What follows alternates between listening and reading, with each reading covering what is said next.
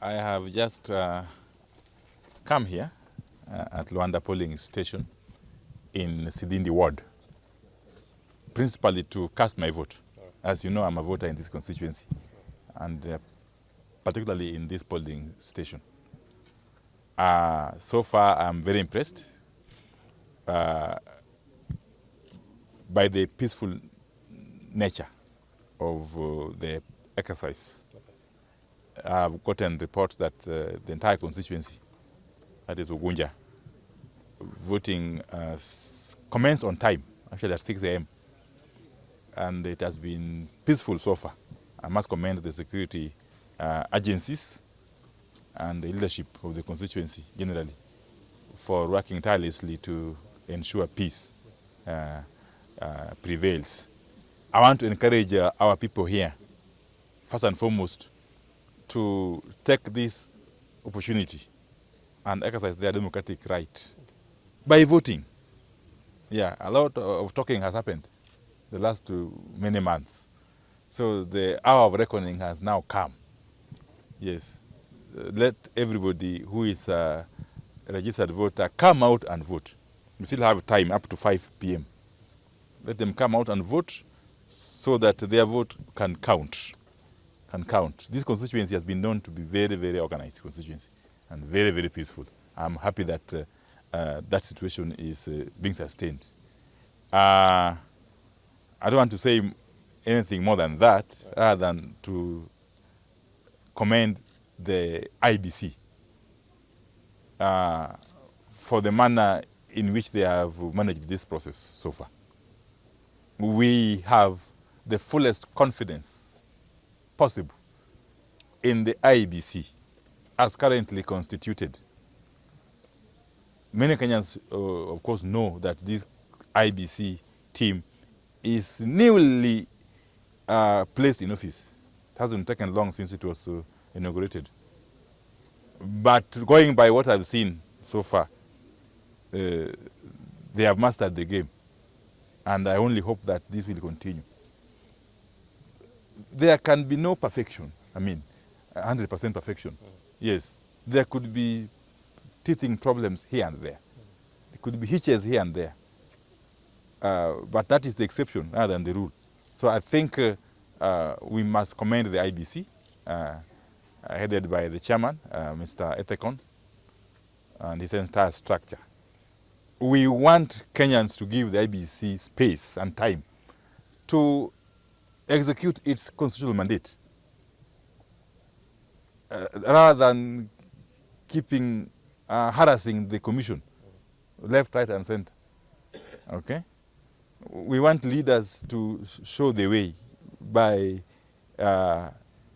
giving the public hope that our institutions of democracy, even though they are nascent, they can be made to work. They can be made to work. Okay? I don't want to respond to allegations, some of which were made yesterday by the leaders of the so-called united opposition. Some of them made very outrageous remarks, especially one of them, yes, about possible attempts to create an artificial blackout. Nothing could be further from the truth. Yes. I want to disabuse anybody of any such notion. As government, we remain apolitical. As a ministry, together with our agencies, we serve all Kenyans. We don't take political sides. But as a person, being a politician, I have a right to take a political position on many issues. Yes, like this one of Ugunja, you know. Right. I don't need to say anymore. Yes. Yeah. Yeah. It's a matter of concern to us, all of us leaders from this region. And I want to appeal for calm, not only in Kasipul, but everywhere else.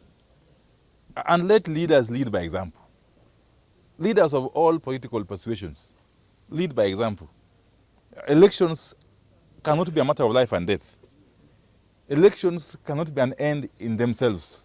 Elections are simply but a means to an end. And an end here is good governance, service delivery to the people.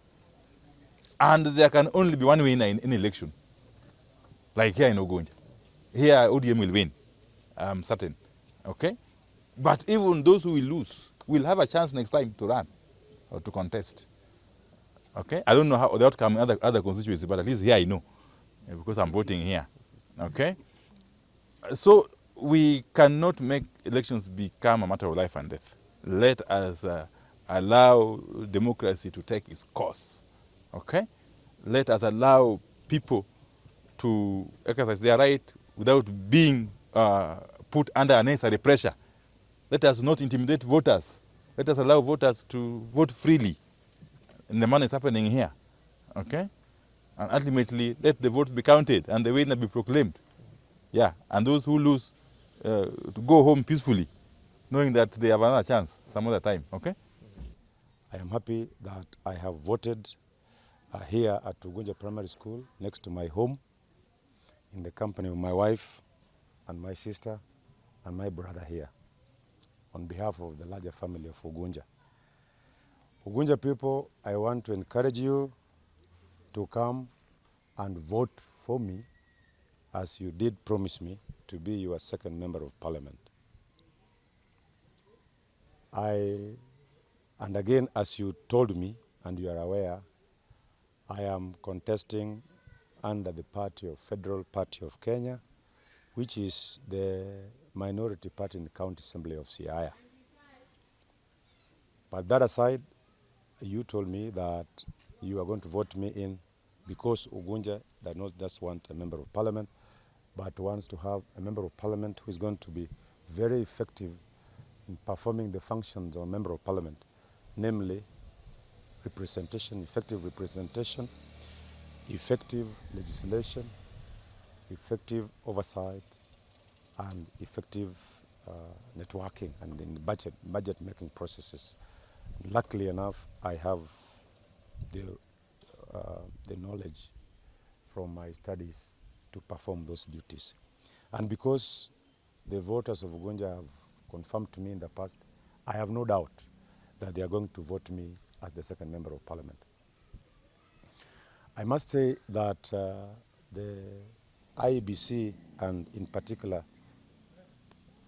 the returning officer for Ugunja, Mr. Omari, has been very cooperative. He has steered the progress so well in my view, and I have no doubt that the result will reflect his leadership that we have seen, including last evening, yesterday. I have observed that in the morning there seemed to be low turnout, but that's normal, it's expected of a by-election, and I know that people will come out because we have up to 11 o'clock to do the voting. So I urge that there be peace, because we as candidates in Ugunja, we have been very, very peaceful, save for some 10% of, and it is understood, as we have lost, we have had many injuries out of fighting and events which have taken place of one party in Ugunja. We regret, but largely all the candidates, the 9 candidates, have been very peaceful. I have no doubt that only one person will be elected, and I have voted for myself, and I believe that I will be the next member of parliament for Ugunja to serve. Yeah, the long-awaited day for us as people of Ugunja is finally here.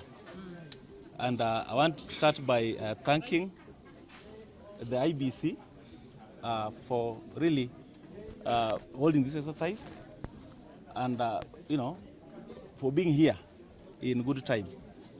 They were here last night making preparations for this, for this day. Secondly, I really want to thank the people of Ugunja up to this moment, really, for being very peaceful, even after the campaigns. Today, the people of Ugunja have the opportunity to elect their second member of parliament. And the turnout generally is low. And this is normal in by-elections. But all the same, I want to urge those who haven't made it to the polling stations and the polling centers to do it before the closure of this, this important exercise. I'm also aware that some of the agents haven't reported, to the polling stations and to the polling centers to be able to witness, these important exercise. I want to urge the security officers who are manning these centers to be very vigilant, because there are some rumors outside there that there are some people who are, trying to kind of convince or rather influence voters by giving out, some handouts. And this, even the public should also come out, and be very vigilant, so that this exercise is, by the end of the day, is free and fair. Let us all consider this, exercise as a very important one, because by the end of the day, all of us will only be happy when it ends, one in peace, and secondly, if the maximum number of those who may expect to vote also turn out. In Ugunja, we have close to 60,000 voters, and going by what you are experiencing, or on the ground, the number might not, if you don't mobilize people to come out and vote, the number might not even reach half of that. So our prayer is to ask us to really try to also talk to other, some of us who are still have not made it to these sessions, to come out and exercise their democratic right by voting.